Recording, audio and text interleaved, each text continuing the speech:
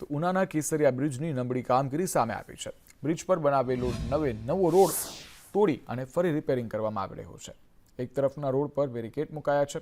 Bridge પર તિરાડો પડતા રિપેરિંગ હાથ ધરાયું। ભૂતકાળમાં પણ રોડ બેસી જવાની ઘટના બની હતી। કેસરિયા બ્રિજની ગુણવત્તાને લઈને અનેક સવાલ ઉઠી રહ્યા છે। ત્યારે થોડા સમય અગાઉ જ આ બ્રિજને બનાવવામાં આવ્યો છે અને બ્રિજ બનતા જ હાલ તેને તોડી અને રિપેરિંગનું કામ કરવામાં આવી રહ્યું છે, જેને લઈને જનતા પણ રોષે ભરાઈ છે।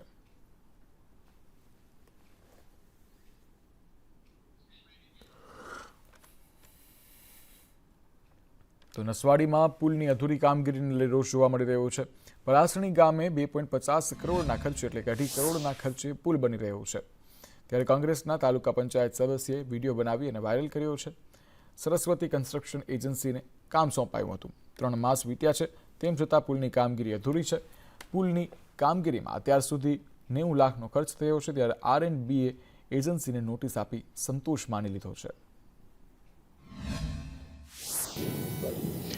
છોટાઉદેપુર જિલ્લાના નસવાડી તાલુકાના પલાસણી ગામે જે દ્રશ્યો તમે જોઈ રહ્યા છો, 2.5 કરોડ રૂપિયાના ખર્ચે અહીંયા પલાસણી ગામમાં જે આ અંદાજિત 75 મીટર લંબાઈનો જે પુલ છે એ બનાવવાની કામગીરી શરૂ કરવામાં આવી હતી। સરસ્વતી કન્સ્ટ્રક્શન નામની જે એજન્સી છે એના દ્વારા કામગીરી શરૂ કરાઈ હતી। ખાસ કરીને અહીંયા જે તે સમયે જે ભાજપના નેતાઓ છે તેમના દ્વારા આ પુલનું ખાતમુહૂર્ત કરવામાં આવ્યું। ત્યારે ખરેખર સરકારી તંત્રએ આ બાબતે ધ્યાન આપવું જોઈએ।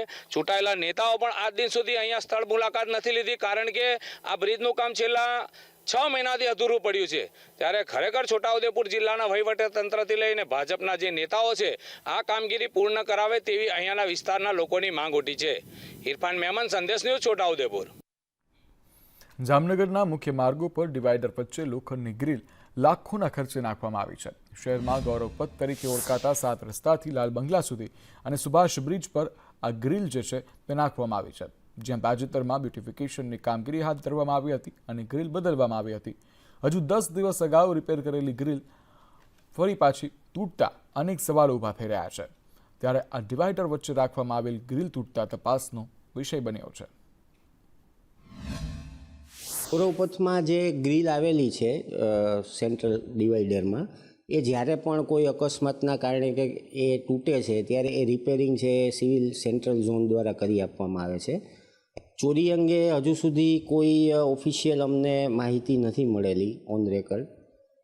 ગ્રીલ જ્યારે તૂટે ત્યારે રિપેરિંગ તરત થઈ જાય છે। હાલમાં જ સિટી બ્યુટિફિકેશનમાં સમગ્ર ગૌરવપથમાં ડિવાઈડર અને રેલિંગમાં કલર અને જે રિપેરિંગ કામ પણ પૂરું કરેલું છે, ત્યારે પણ કોઈ આ પ્રકારનું ચોરી કે એ ટાઈપનું જાણવા નથી મળેલું।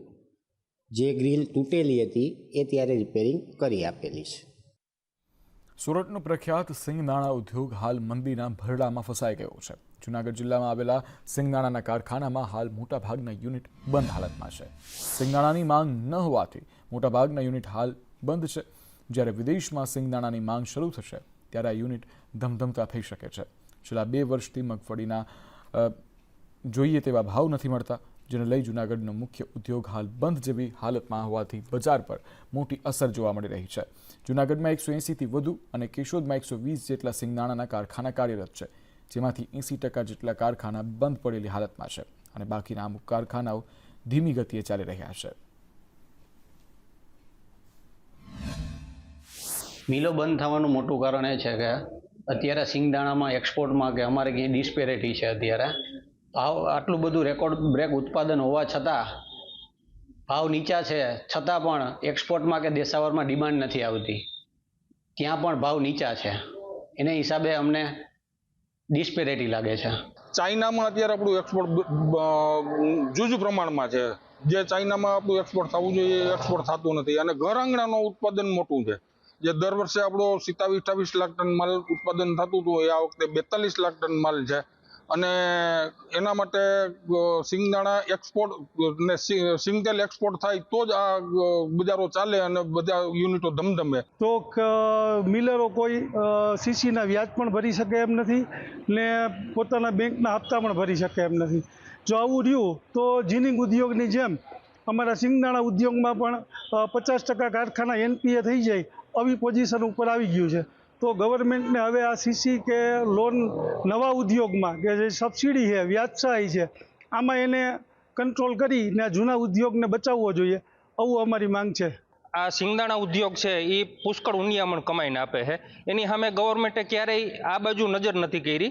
મતલબ કે કોઈ જાતની એવી સહાય નથી આપી કે ભાઈ તમે સિંગદાણા આટલા બહાર મોકલો છો, એનું આટલું ઉનિયામણ આવે છે તો આટલા ટકા ઇન્સેન્ટિવ મળવું જોઈએ, જે મળતું નથી. હવે સરકાર વાત કરે છે કે ખેડૂતની આવક ડબલ કરવી.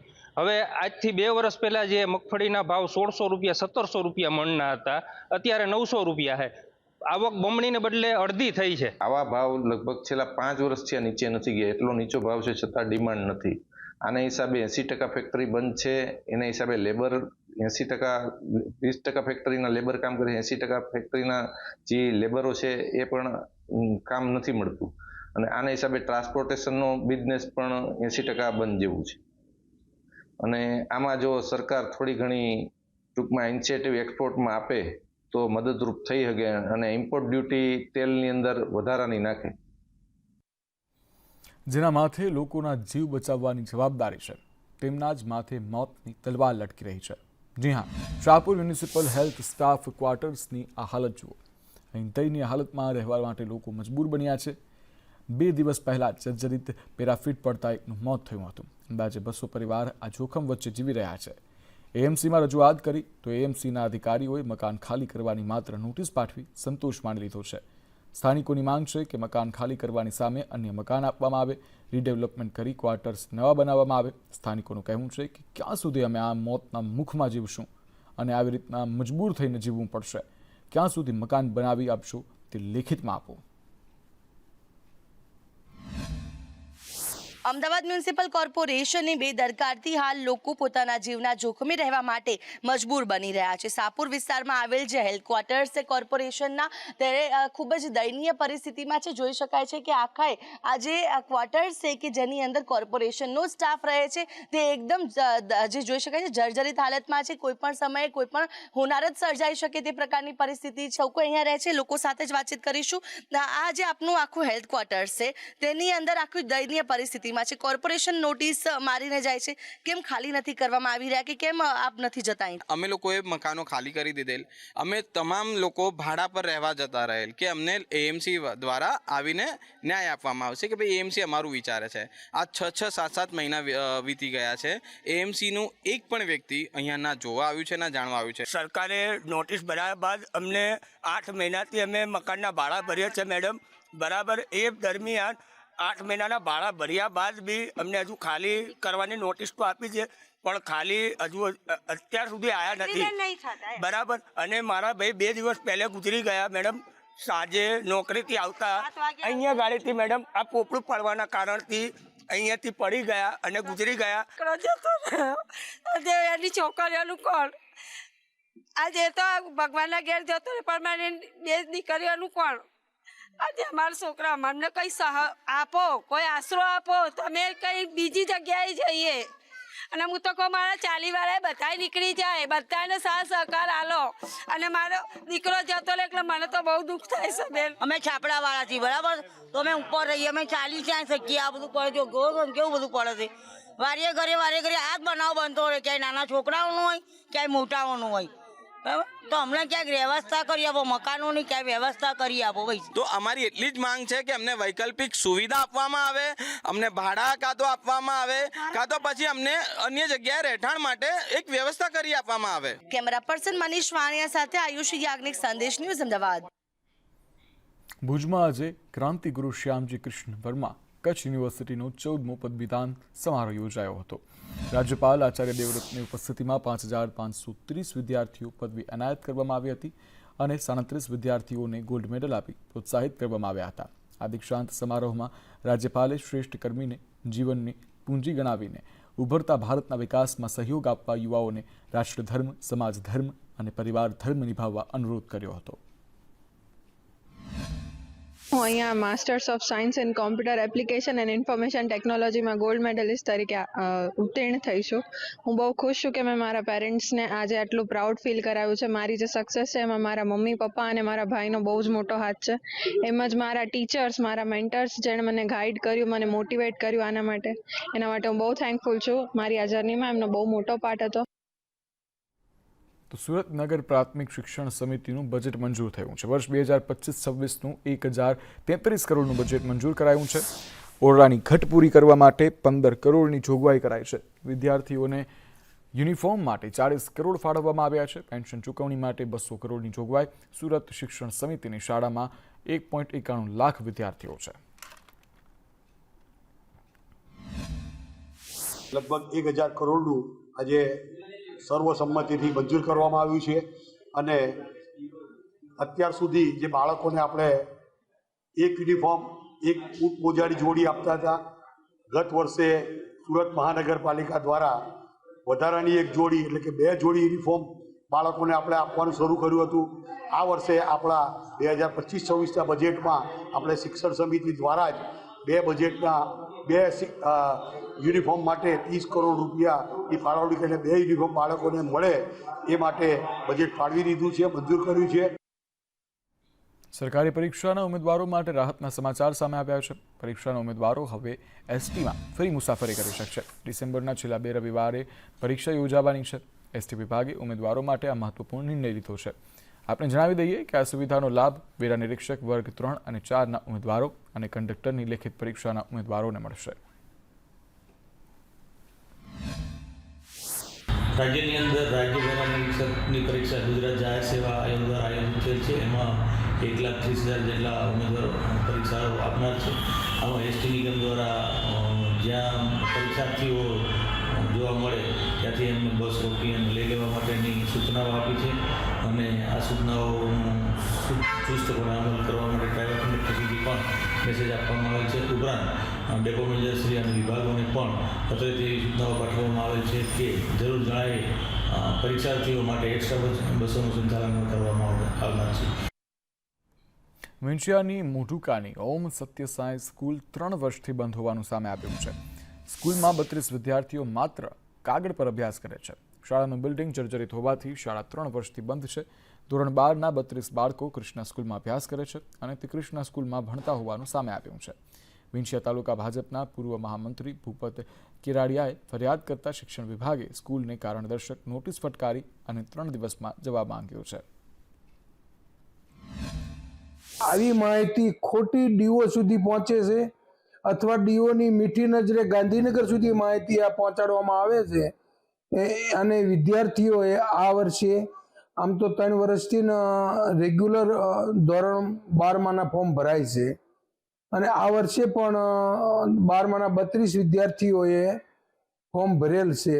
તેની કારકિર્દી ન બગડે અને કોઈ પ્રશ્ન ઊભો થાય તો આ વિદ્યાર્થીના હિત ખાતર મેં આ રાજકોટ ડીઓશ્રીને લેખિત જાણ કરી છે. હવે હાલ તો એમની સ્કૂલ છે ઓલરેડી બંધ છે ભૌતિક અગવડતાને હિસાબે. એટલા માટે એમના જીઆર આધારિત એમના ડાઇસ નંબર આધારિત અમે વિદ્યાર્થીનું ફોર્મ ભરી અને એમને સ્ટડી કરાવીએ છીએ. હા, અમે લેખિતમાં એમને ડીઓને છે અમે જાણ કરેલી. એમના આચાર્ય થકી અને અમે કૃષ્ણા સ્કૂલમાં એમને છે સ્ટડી કરાવીએ એ માટેની છે રજૂઆત અમે ડીઓને કરેલી છે. મંજૂરી આપવામાં આવી હતી ડીઓમાંથી? હા, એ વૈકલ્પિક વ્યવસ્થા અંતર્ગત અમને છે સાહેબે આ પાડેલી. સત્ય સાહેબ. કેટલા સમયથી આ ફરી ગઈ છે સ્કૂલ બંધ થઈ ગઈ? 1.5-2 વર્ષ થયા. બરાબર છે. 1.5-2 વર્ષ થયા. તો અત્યારે હાલ ક્યાં છે? ચાલુ કૃષ્ણમાં એને દફતર આપ્યું છે. એ કઈ બાજુ આવી? એ સોમનાથ રોડે આવ્યું. દ્વારકા જિલ્લામાં 345 શિક્ષકોની બદલીના ઓર્ડર અપાયા છે. શિક્ષક અને શિક્ષિકાઓને વતનમાં બદલીનો લાભ મળ્યો છે. પ્રાથમિક શિક્ષણ કચેરીમાં ઓનલાઈન ફોર્મ ભર્યા બાદ બદલી થઈ છે. શિક્ષણ કચેરીમાં ફોર્મ ભરવા મોટી સંખ્યામાં શિક્ષકો આવ્યા. પ્રાથમિક શિક્ષકોની જિલ્લા ફેરબદલીની પ્રક્રિયા હાલ હાથ ધરાઈ છે.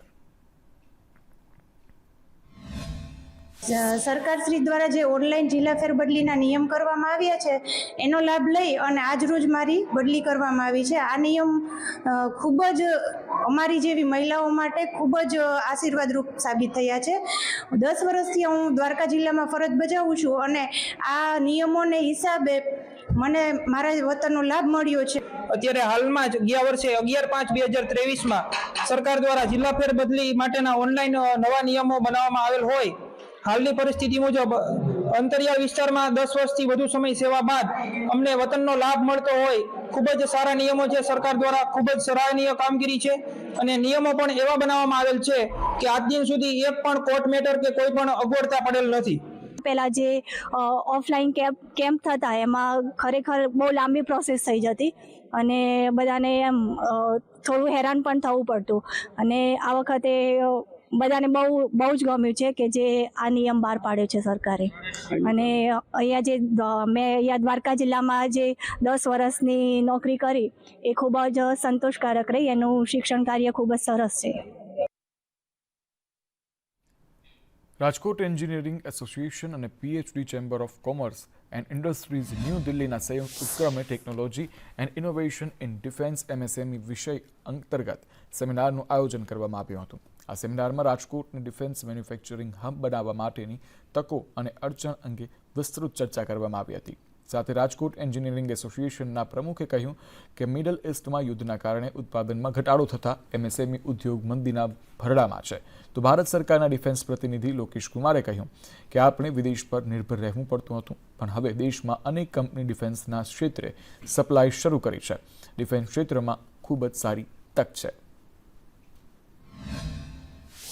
ચોક્કસ આપણે કહી શકીએ કે અત્યારે મંદીના માહોલમાં જો ભારત સરકારની આવી સારી પહેલ હોય અને ડિફેન્સને લગતી જે કંઈ સપ્લાય રાજકોટથી એન્જિનિયરિંગ સેક્ટર થવા માંડે તો આપણી કંપનીઓને ખૂબ ફાયદો થાય અને મંદીના આવા સમયની અંદર જે આપણે ઇમ્પોર્ટ કરવી વસ્તુઓ છે એ આપણા ઘરમાં બને તો આપણે મંદીમાંથી બહાર પણ નીકળી શકીએ અને 100% દેશને અને રાજકોટને એન્જિનિયરિંગ उद्योग ખૂબ મોટો ફાયદો થશે. ये है कि डिफेंस के क्षेत्र में जो टेक्नोलॉजी है वो एक लेटेस्ट टेक्नोलॉजी है जिसका इस्तेमाल ना केवल डिफेंस में बल्कि उसके आगे चल कर के बहुत सारे सिविलियन यूजेस भी होते हैं.